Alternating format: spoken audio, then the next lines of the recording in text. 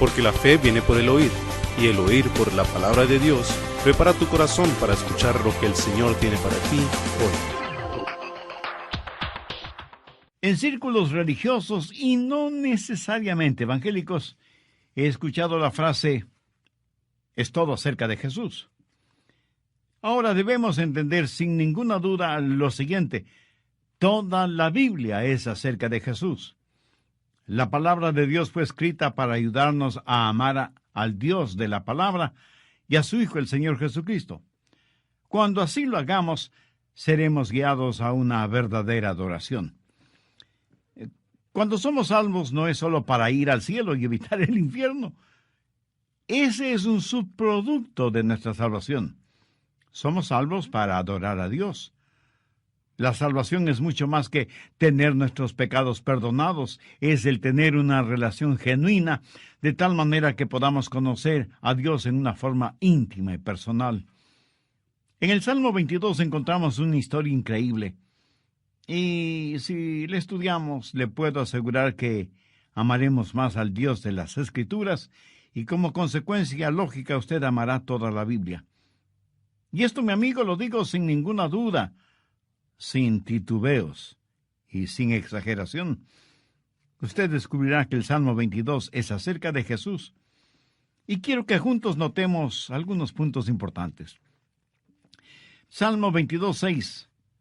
Es Jesús quien habla. Y en el verso 16 dice, porque perros me han rodeado, me han acercado cuadrillas de malignos, horadaron mis manos y mis pies. Ahora recuerde que esto fue escrito 1000 años antes de que Jesús caminara por las arenosas playas de Galilea. El salmista David proféticamente escribió acerca de la cruz del Señor Jesucristo. Sabía que la crucifixión fue una forma romana de ejecución. No aparece en los primeros 800 años de la historia judía. En la Biblia, en los tiempos de David, la gente era ejecutada por apedreamiento, pero aquí encontramos por inspiración divina una profecía acerca de la cruz. Note la parte final del Salmo 22, verso 16. Horadaron mis manos y mis pies. Segundo, las palabras que Jesús diría desde la cruz. Salmo 22:1. Dios mío, ¿por qué me has desamparado? ¿Por qué estás tan lejos de mi salvación y de las palabras de mi clamor? David profetizó las palabras de Cristo desde la cruz, registradas en Mateo 27:46. Cerca de la hora novena, Jesús clamó a gran voz diciendo, Elí, Elí, lama sabactani. Esto es, Dios mío, ¿por qué me has desamparado? Ahora entienda bien lo siguiente. Jesús no estuvo citando las palabras de David. Fue David quien proféticamente citó las palabras de Jesús. Esta es una profecía extraordinaria. El tercero, las tinieblas sobrenaturales que cubrieron la tierra cuando Jesús fue crucificado. Salmo 22:2. Dios mío, clamo de día y no respondes, y de noche, y no hay para mí reposo. Significa que cuando Cristo estuvo en la cruz, fue de día y de noche. Anote al margen Mateo 27:45, y desde la hora sexta hubo tinieblas sobre toda la tierra hasta la hora novena, lo cual quiere decir que Jesús estuvo 6 agonizantes horas en la cruz. Fue crucificado a las 9 de la mañana y murió a las 3 de la tarde. 3 horas en la mañana y 3 horas en la tarde. ¿Cree que todo esto sucedió por pura casualidad? ¿Cree que fue una simple coincidencia la profecía dicha por David al respecto cientos de años antes de que Jesús naciera? Cuarto, la burla, el vituperio y el ridículo a que fue expuesto Cristo en la cruz. Veamos los versos del 7 al 13 del Salmo 22. Todos los que me ven me escarnecen, estiran la boca, menean la cabeza diciendo, se encomendó a Jehová, líbrele él. Sálvele, puesto que en él se complacía. Pero tú eres el que me sacó del vientre, el que me hizo estar confiado desde que estaba en los pechos de mi madre. Sobre ti fue echado desde antes de nacer. Desde el vientre de mi madre tú eres mi Dios. No te alejes de mí, porque la angustia está cerca, porque no hay quien me ayude. Me han rodeado muchos toros, fuertes toros de Basán me han cercado. Abrieron sobre mí su boca como león rapaz y rugiente. Esto lo dijo David miles de años antes de que Jesús estuviera en la cruz. Se cumplió esta profecía. Vamos a Mateo 27, desde el verso 39. Y los que pasaban le injuriaban, meneando la cabeza y diciendo: tú que derribas el templo y en 3 días lo reedificas, sálvate a ti mismo si eres el Hijo de Dios. Desciende de la cruz. De esta manera también los principales sacerdotes, escarneciéndole con los escribas y los fariseos y los ancianos, decían: ¿a otro salvó? A sí mismo no se puede salvar. Si es el Rey de Israel, descienda ahora de la cruz, y creeremos en él. Confió en Dios. Líbrele ahora si le quiere, porque ha dicho: soy hijo de Dios.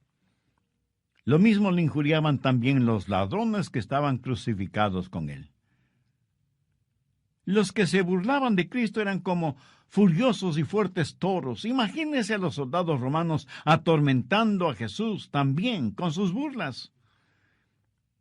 Ha notado que la mayoría de las profecías fueron cumplidas primordialmente no por los amigos de Jesús, sino por sus enemigos. Quinto, el agua que brotó del costado de Cristo. Salmo 22:14. He sido derramado como aguas, y todos mis huesos se descoyuntaron. Mi corazón fue como cera, derritiéndose en medio de mis entrañas. Y el cumplimiento de esta profecía lo encontramos en Juan 19:34. Pero uno de los soldados le abrió el costado con una lanza, y al instante salió sangre y agua. Los médicos aseguran que a veces, bajo gran presión, esto puede suceder. Fue una señal de que nuestro Salvador no muriera primordialmente por efecto de los clavos, sino porque su corazón literalmente fue quebrantado. Todo el dolor que sintió Cristo está representado en la sangre y el agua que brotaron de su costado. Sexto, sus huesos fueron descoyuntados. Salmo 22:14. He sido derramado como aguas, y todos mis huesos se descoyuntaron.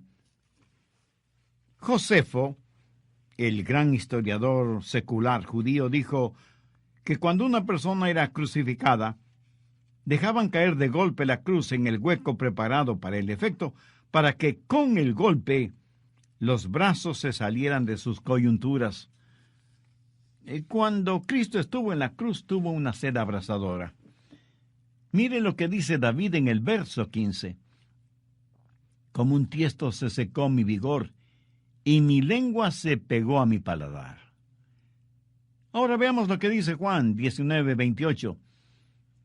Después de esto, sabiendo Jesús que ya todo estaba consumado, dijo, para que la Escritura se cumpliese: tengo sed. Paradójico, ¿no le parece? Aquel que hizo los océanos, los ríos, las cataratas, las fuentes subterráneas y las lluvias, dijo tener sed. Y David, escribiendo proféticamente, describe minuciosamente hasta los mínimos detalles de la crucifixión. Séptimo, los agentes de la crucifixión fueron descritos. Estos también fueron profetizados y descritos por David. Del Salmo 22 hay que enfatizar varias cosas sobresalientes. El Hijo sujeto a la voluntad del Padre. Me has puesto en el polvo de la muerte. En general, los gentiles eran llamados perros. Jesús estuvo rodeado de gentiles durante su crucifixión, y la cuadrilla de malignos del verso 16 hace referencia a los miembros del concilio judío. Así que bien podríamos decir que en la crucifixión de Cristo intervino el Padre, los gentiles y la asamblea judía. Y todo esto fue profetizado por David siglos antes de que sucediera. Octavo, a Jesús le quitaron su ropa antes de crucificarlo. Los pintores y escultores tienen a Jesús semidesnudo en sus obras de arte. Pero mire lo que dice el Salmo 22, 17. Puedo contar todos mis huesos. Entre tanto ellos me miran y me observan. ¿Qué es lo que dice Mateo 27, 28? Y desnudándole, le echaron encima un manto de escarlata. Y en el verso 36 leemos, y sentados le guardaban allí. Note que no se hace nada para proteger su modestia. El amado Hijo de Dios, de pureza absoluta, es clavado completamente desnudo en la cruz. Y esto también fue profetizado cientos de años antes de que Jesús viniera a la tierra. Octavo, echaron suertes sobre su ropa. Salmo 22, 18. Repartieron entre sí mis vestidos, y sobre mi ropa echaron suertes. Los judíos en ese tiempo tenían 4 atuendos regulares, ordinarios, si se quiere, y un atuendo especial. La ropa ordinaria fue repartida entre los soldados de la tropa, pero el manto de Jesús, que era de una sola pieza, no quisieron dividirlo y por eso echaron suertes para ver quién se lo llevaba. Y Mateo 27, 35 nos dice, cuando le hubieron crucificado, repartieron entre sí sus vestidos, echando suertes, para que se cumpliese lo dicho por el profeta. Partieron entre sí mis vestidos, y sobre mi ropa echaron suertes. Amigos, ¿no es todo esto asombroso? ¿No les sorprende el entender lo intricado de la palabra de Dios?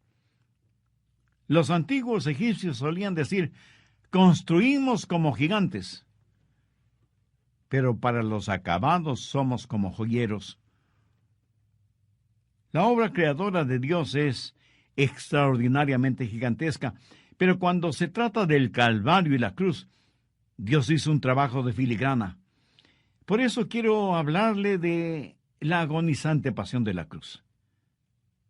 Escúcheme, no hay en ninguna parte del mundo sufrimiento comparable al sufrimiento de la cruz que experimentó Cristo.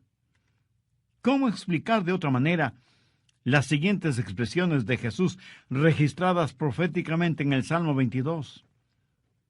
Dios mío, ¿por qué me has desamparado? ¿Por qué estás tan lejos de mi salvación?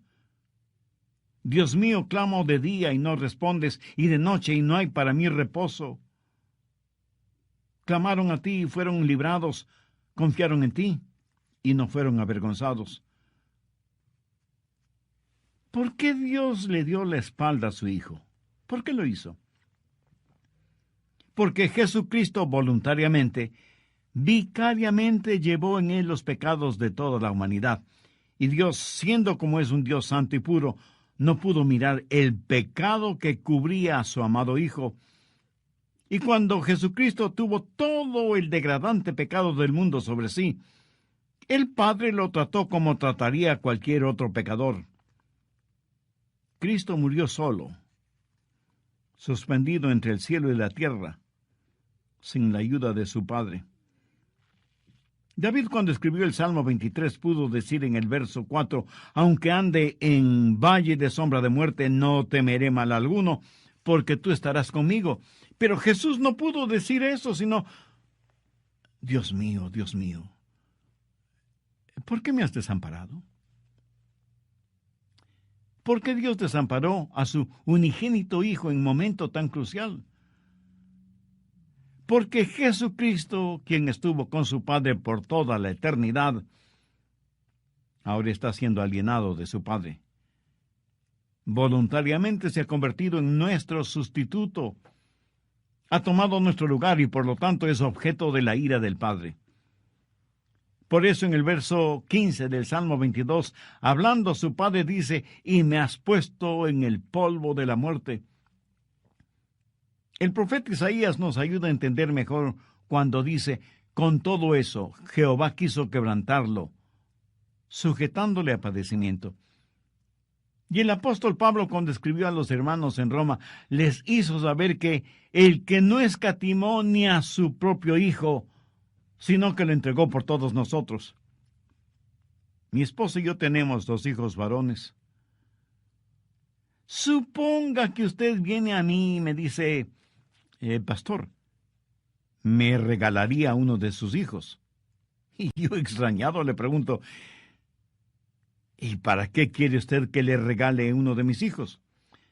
Y usted responde, pues, para presentarlo ante Dios como sacrificio, torturarlo y finalmente matarlo para que mis pecados me sean perdonados. Y conteniendo con dificultad mi asombro, le digo, ¿pero qué está pidiendo? ¿Está usted loco? Y usted, sorprendido, me responde, pero pastor, ¿no se supone que me ame con un amor sacrificial? Yo me quedo callado por una fracción de segundo y luego, casi gritando, le digo, pero ese es el amor de Dios hacia nosotros. Y francamente, mi amigo, con vergüenza debo admitir que yo no le amo a usted hasta ese extremo. Pablo dice que Dios no escatimó ni a su propio Hijo para que muriera en la cruz en lugar nuestro, como nuestro sustituto. Por lo tanto, ¿piensa que Dios perdonará sus pecados, aunque usted no reciba a Cristo como su Salvador? ¿Piensa que Dios hará de menos el sacrificio de su Hijo solo para hacer las cosas como a usted le convenga? Absurdo, ¿no le parece? 9, Jesús sufrió a manos de quienes le odiaron. En el Salmo 22, los versos del 6 al 8, aunque es David quien escribe, son proféticamente palabras de Jesús. Mas yo soy gusano, y no hombre, oprobio de los hombres, y despreciado del pueblo. Todos los que me ven me escarnecen, estiran la boca, menean la cabeza, diciendo, se encomendó a Jehová, líbrele él, sálvele puesto que en él se complacía. ¡Qué humillación! El Hijo de Dios describiéndose a sí mismo como un gusano, mientras nosotros nos vanagloriamos de nada y nos enorgullecemos de todo, Jesús se humilló hasta la muerte y muerte de cruz. 10, Jesús fue crucificado por las infernales manos de Satanás. Salmo 22, los versos 19 al 21. Mas tú, Jehová, no te alejes. Fortaleza mía, apresúrate a socorrerme. Libra de la espada mi alma, del poder del perro mi vida. Sálvame de la boca del león y líbrame de los cuernos de los búfalos. ¿Qué significado tiene todo esto? Bien, la boca del león es Satanás mismo. Es el poder de las tinieblas.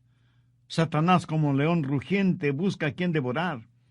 El infierno estuvo de fiesta cuando Jesús fue crucificado, y ya hemos hablado de la agonía de la cruz, y que no hubo peor muerte que la muerte por crucifixión. Ejecutar a alguien por haber hecho el bien es una afrenta muy grande para cualquier sistema judicial en cualquier parte del mundo.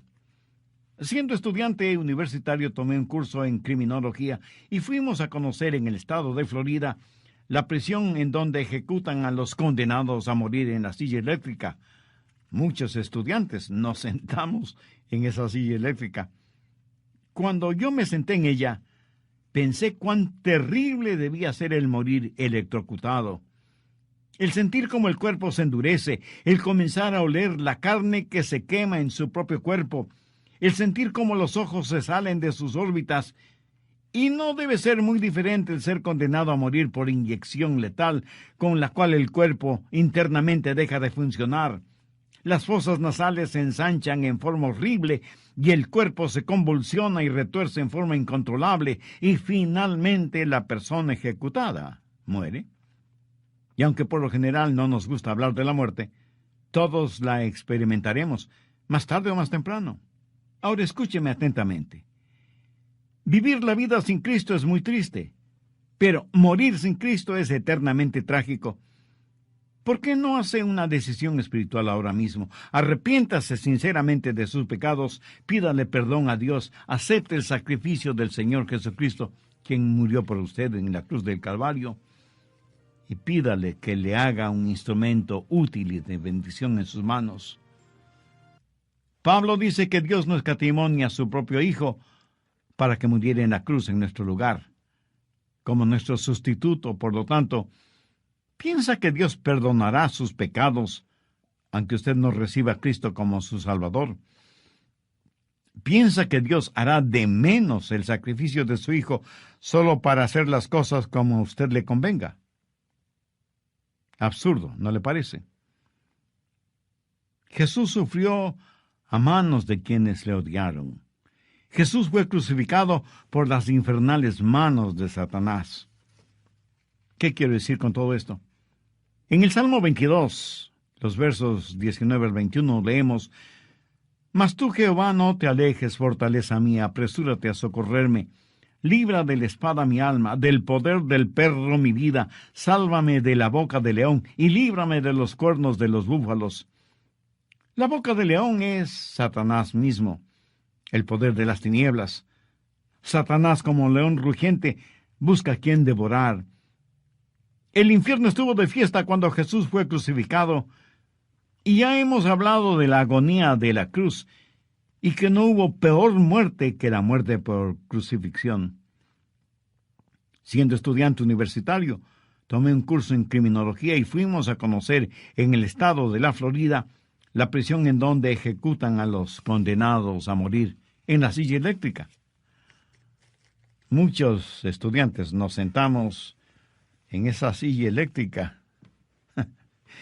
Cuando yo me senté en esa silla, pensé cuán terrible debía ser el morir electrocutado. ¿Sabía usted que cuando Cristo murió en la cruz, literalmente Él sumergió su alma en el infierno por usted?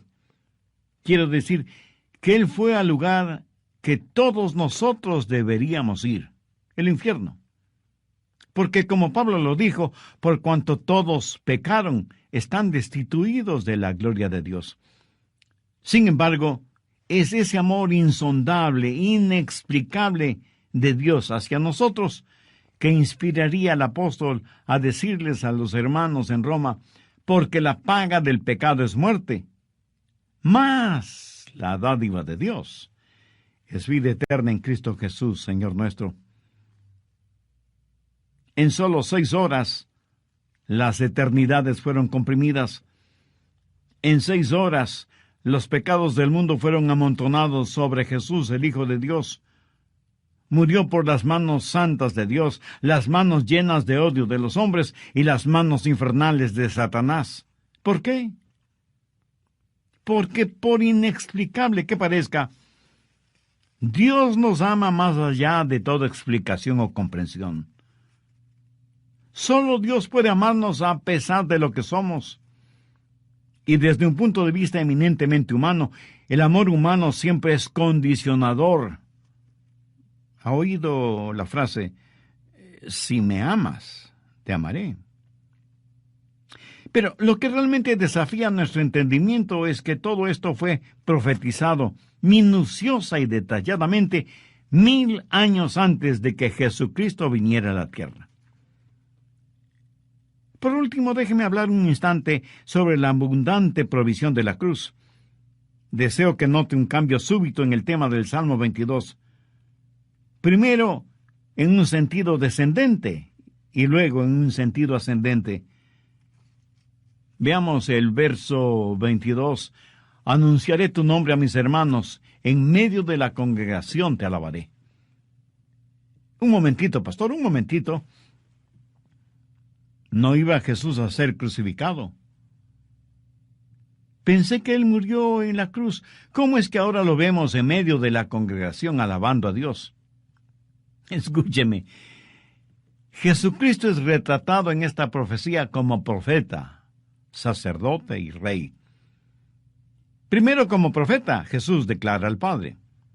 En el verso 22 leemos: anunciaré tu nombre a mis hermanos, en medio de la congregación te alabaré. Jesús dijo que había venido a la tierra para dar a conocer al Padre, y no hay manera de que nadie pueda conocer al Padre si no es por medio del Señor Jesucristo. Leemos en Juan 14:6, Jesús le dijo: yo soy el camino y la verdad y la vida, nadie viene al Padre sino por mí. Observe que Jesús con esa declaración cerró absolutamente cualquier otra forma o manera de llegar al Padre. En nuestros días aparecen como hierba mala los falsos profetas, los mercenarios espirituales, los autoproclamados pseudomaestros y guías espirituales, los apóstoles plásticos, o sea, aquellos hombres y mujeres que se amoldan a una u otra mundanalidad religiosa o conveniencia social, con el único fin de beneficiarse económicamente, con la credulidad de los ingenuos o de los que no tienen ningún convencimiento de las cosas de Dios. No en vano el apóstol Pedro, al escribir su segunda epístola, dice a los hermanos: pero hubo también falsos profetas entre el pueblo, como habrá entre vosotros falsos maestros, que introducirán encubiertamente herejías destructoras. Y muchos seguirán sus disoluciones, por causa de los cuales el camino de la verdad será blasfemado, y por avaricia harán mercadería de vosotros. Estos, hablando mal de cosas que no entienden, como animales irracionales, nacidos para presa y destrucción, perecerán en su propia perdición. Volvamos a las palabras de Jesús en el Salmo 22. Anunciaré tu nombre a mis hermanos, en medio de la congregación te alabaré. En las iglesias grandes o pequeñas o en las células familiares, siempre hay un momento para alabar y adorar a Dios por medio de la música. ¿Sabe quién está en medio de todos esos hermanos alabando a Dios el Padre? Pues el mismo Señor Jesucristo. Uno debería sentirse avergonzado si es que no canta, sabiendo que a lo mejor Jesús a su lado sí está cantando. Sabemos que Él está en todas partes, pero en un sentido único, hay algo muy especial cuando Jesús dijo que cuando 2 o 3 estén reunidos en su nombre, Él estará en medio de ellos. Un hijo o una hija de Dios que no se congrega para escuchar el mensaje de la palabra, para estudiar la Biblia, para adorar y alabar a Dios junto con otros hermanos en la fe, no sabe la tremenda bendición que se está perdiendo. Es muy triste, pero no menos verídico, que algunos que se dicen cristianos van a la iglesia solo en 3 ocasiones. Primero, cuando nacen. Segundo, cuando se casen. Y tercero, cuando mueren. La primera vez, si sus padres son creyentes evangélicos, son presentados o dedicados a Dios en la iglesia. Si pertenecen a un hogar católico romano, serán rociados con agua y así bautizados. La segunda vez recibirán una lluvia de arroz cuando se casen. Y la tercera vez recibirán una lluvia de tierra cuando los entierren. Si usted es ya un creyente evangélico, espero que continúe fielmente asistiendo a la iglesia, grande o pequeña, a la que ya pertenece como miembro. Y si alguno de ustedes me dice que no asiste a la iglesia, pero que escucha mensajes bíblicos y cristocéntricos en la radio o en la televisión, permítame decirle 4 palabras importantes. No es lo mismo. Si así fuera, los estadios para el fútbol o soccer o béisbol estarían vacíos. Los coliseos para el básquetbol o el voleibol estarían vacíos. Porque casi todos los deportes en estos días pueden ser escuchados por la radio, pueden ser vistos por la televisión, pero no es lo mismo. Y como dice el dicho popular, Una cosa es con guitarra y otra cosa es con violín. Sí me entiende, ¿verdad? Por motivos de trabajo, un joven tuvo que ir a una ciudad y le escribió a su enamorado una carta diaria desde la ciudad que estaba bastante lejana de donde salió. Le escribió una carta diaria por todo un año, o sea que le escribió 365 cartas. ¿Sabe lo que pasó? La muchacha terminó casándose con el cartero. Hay algo inexplicable en eso de estar presente. Hoy en día se puede llenar solicitudes de trabajo, hacer transacciones bancarias, organizar negocios por medio del Internet. Pero las entrevistas finales y las firmas de responsabilidad en asuntos comerciales o judiciales hay que hacerlas estando allí de cuerpo presente. Así que, con el respeto y la consideración que usted me merece, permítame citar un refrán popular que ilustra perfectamente la importancia de estar ahí. Dice, el amor a la distancia es precursor de inconstancia. Piénselo en relación con aquellas personas para quienes la presencia en la iglesia no tiene ninguna importancia. Segundo, Jesús como sacerdote libera a los fieles. No pase por alto el profundo contenido del versículo 26. Comerán los humildes y serán saciados.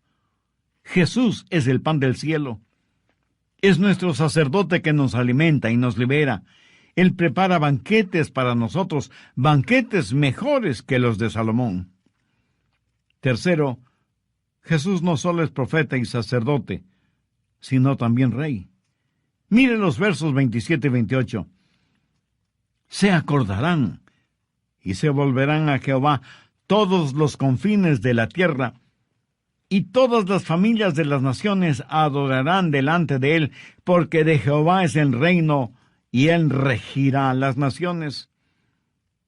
Este Jesús que ellos pisotearon, este de quien el Padre tuvo que esconder su rostro, este del cual los hombres se burlaron y lo vilipendiaron, es el Rey de Reyes y el Señor de Señores. No en vano el profeta Isaías dijo, porque la tierra será llena del conocimiento de Jehová, como las aguas cubren el mar.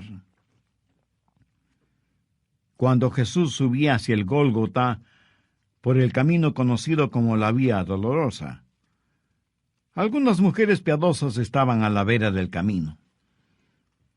Y al ver a Jesús tan golpeado y sangrante, esas mujeres lloraban intensamente.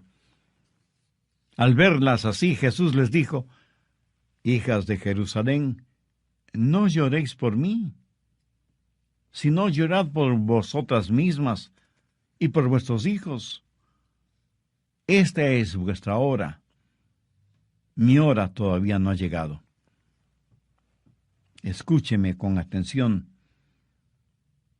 Su hora llegará, o sea, la hora del Señor.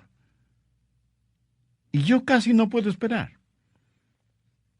Uno de mis versículos favoritos es 1 Timoteo 6:15, la cual a su tiempo mostrará el bienaventurado y solo soberano Rey de Reyes y Señor de Señores. Hay un antiguo y hermoso himno que dice, Jesús reinará donde quiera que el sol recorre en sus viajes, y su reino se extenderá hasta las lejanas playas, en donde la luna baña con rayos plateados sus olas. Finalmente veamos el verso 31. Vendrán y anunciarán su justicia. A pueblo no nacido aún, anunciarán lo que él hizo. Ahora, sé que este versículo originará algunas preguntas. Por ejemplo, ¿cuál es el pueblo no nacido aún? ¿Entiende usted esto? David, mirando proféticamente los siglos venideros, observó la muerte, el entierro y la resurrección del Señor Jesucristo. Y dice, es para la gente que nacerá.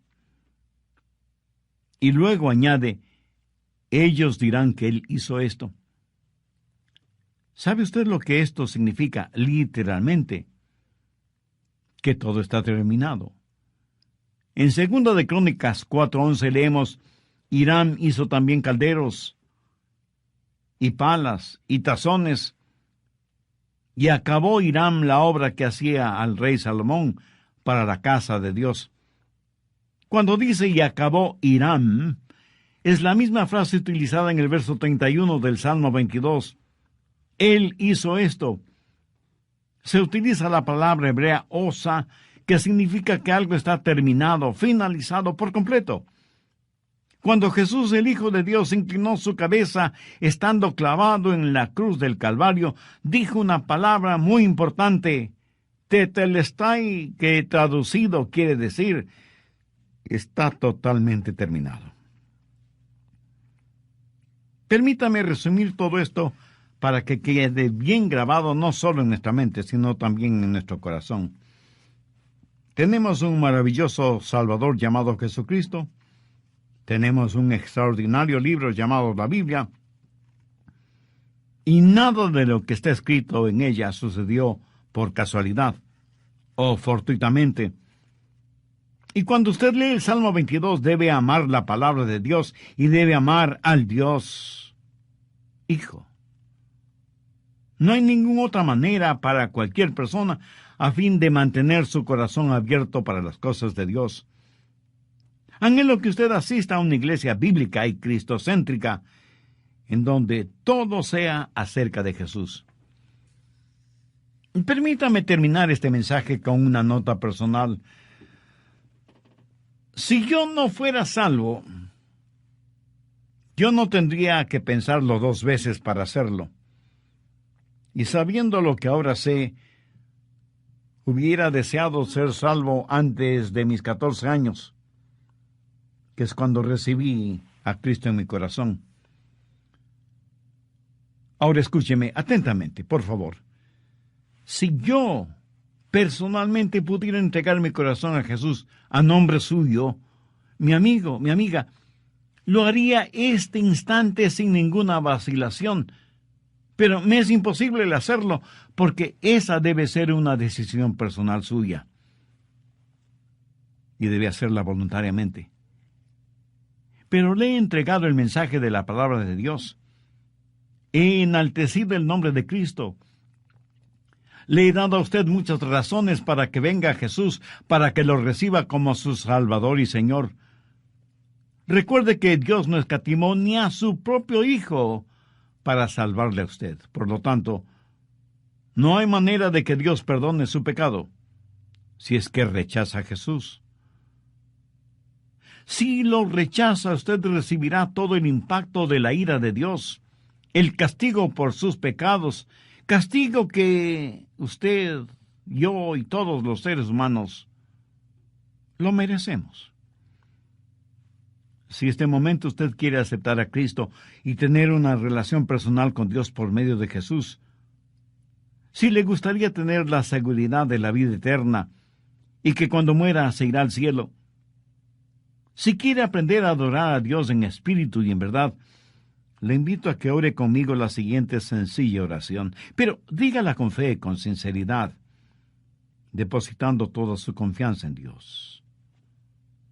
Ore de la siguiente manera: y querido Dios, quiero que mis pecados me sean perdonados y empezar a vivir una vida que traiga honor y gloria a tu nombre. Señor Jesús, agradezco el sacrificio que hiciste por mí al morir en la cruz del Calvario para pagar el precio de la culpa de mis pecados. Este momento te invito a que vengas a morar en mi corazón y seas mi Salvador y mi Señor, y tomes por completo el control de mi vida. Perdóname, límpiame, y sáname espiritual y emocionalmente. Hazme un instrumento útil y de bendición en tus manos, y dame la fortaleza para ser la clase de persona que tú quieres que yo sea. Lo pido en tu precioso nombre. Amén.